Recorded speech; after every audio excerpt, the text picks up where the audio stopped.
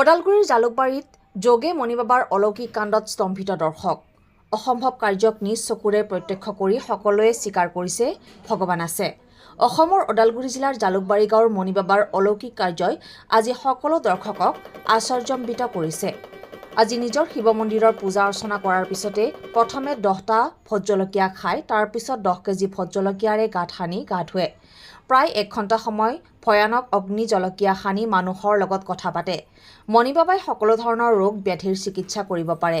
আজি ভোট জলকীয়াৰে গা ধোৱাৰ দৃশ্যৰাজি গুৱাহাটী, নলবাৰী, গড়েশ্বৰ, খৈৰাবাৰী, বাইহাটা, নামখলা আদিৰ লোকে প্ৰত্যক্ষ কৰে। যোগী মণিবাবাই কয় যে এয়া মা দুৰ্গাৰ আশীৰ্বাদ। মা দুৰ্গাৰ আশীৰ্বাদত 10 কেজি জলকীয়াৰে গা ধোৱা আৰু 10 ভোট জলকীয়া খোৱা হয়।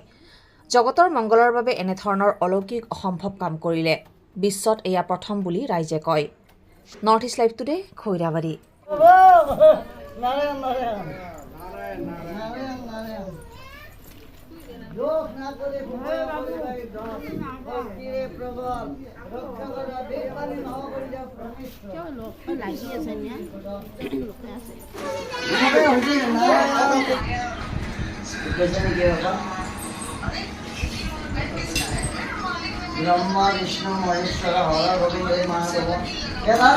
মুক্তি লাভ কৰি নাৰায়ণৰ পৰাই মাই দুৰ্গাৰ চৰণে থাকে।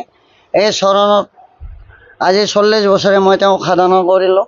সাধনা কৰি কৰি মাই অৰ্ডাৰ দিলে মই কৰিলোঁ। মই কিন্তু চাবান গোৱাৰ নাচনা পাইছোঁ। মই মোৰ দেহাত একো হোৱা নাই। তেওঁৰ শক্তি চব, আৰু তেওঁৰ শক্তিত প্ৰত্যেক মানুহে পাব শক্তিবিলাক, কিন্তু ভক্তি কৰিব লাগিব। ভক্তিত যদি সম্পূৰ্ণ হয় তেতিয়া মুক্তি পাব। মুক্তিৰ পথ এইবিলাকে প্ৰভু নাৰায়ণৰ। আৰু যোন মানুহে দুখত পৰে, বেমাৰ আজাৰ হয়, একবাৰ ফোন কৰক মোক। মোৰ নাম্বাৰ দিয়াই আছে, এই নাম্বাৰত ফোন কৰক।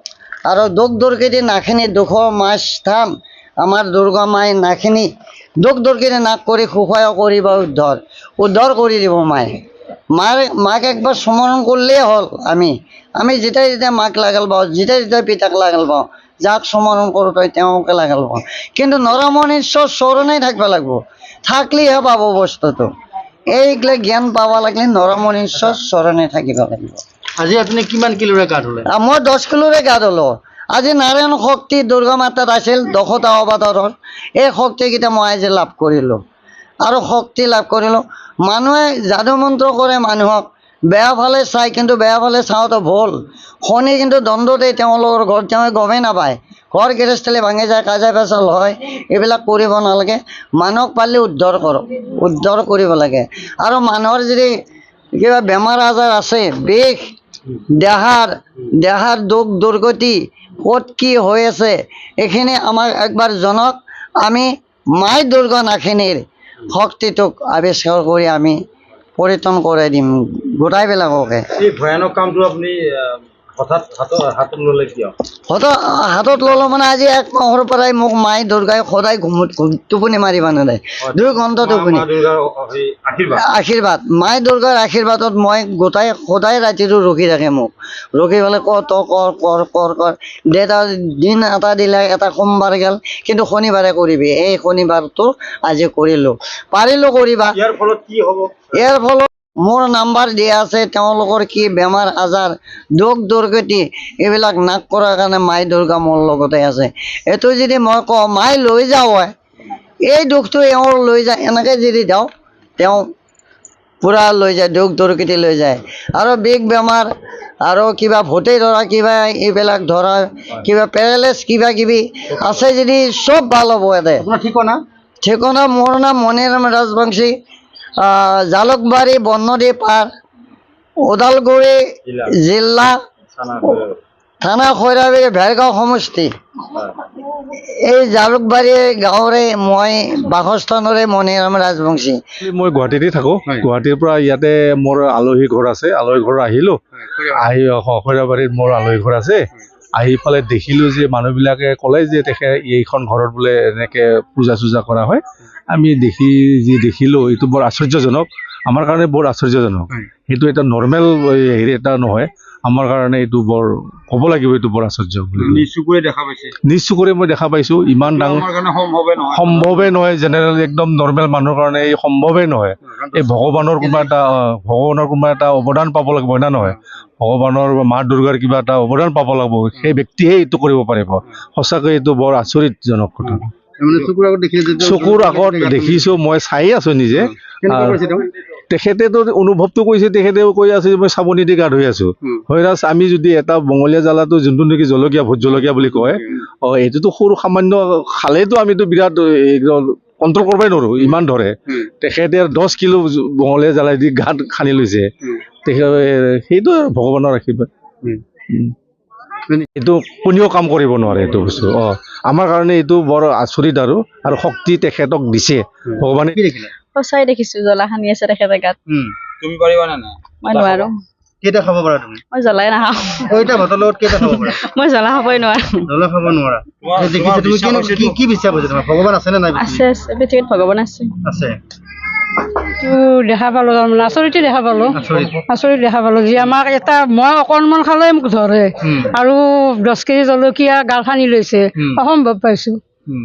আৰু হয়তো চকুৰ আগত দেখিছো জলকীয়া খালে আমি গোন্ধটো থাকিব, গোন্ধ মানে মোক এইবিলাকক ধৰিছে।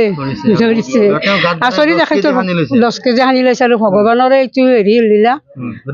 ভগৱান আছে বুলি বিশ্বাস আছে কাৰণে দৌৰি আহিছো, ভাত বনাব এৰি দৌৰি আহিছো চাবৰ কাৰণে। বিশ্বাস কৰিব টান পায়।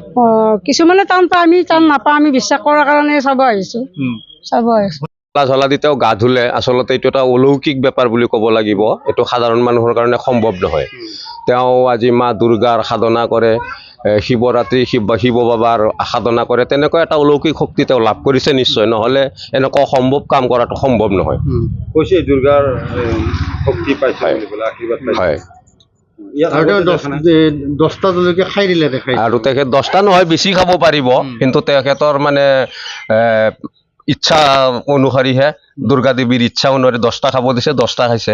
হয়তো তেওঁ বেছি খাব পাৰে, বেছি খালে হয়তো তেওঁৰ যিটো অৰ্ডাৰ বা অনুমতি সেইটো অমান্য কৰা হ'ব, তাৰ কাৰণে মাত্ৰ 10টাই খালে।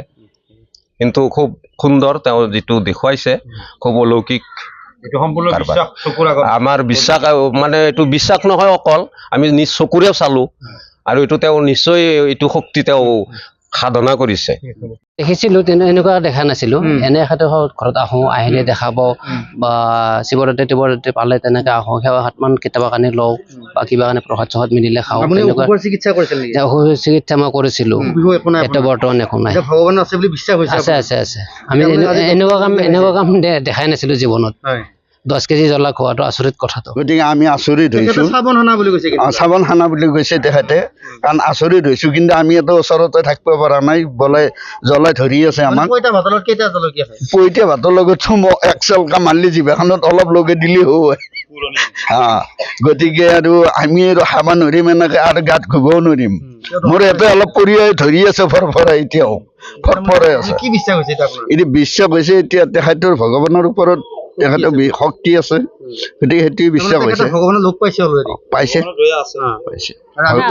তেওঁৰ ঘৰ মিৰ্জাত,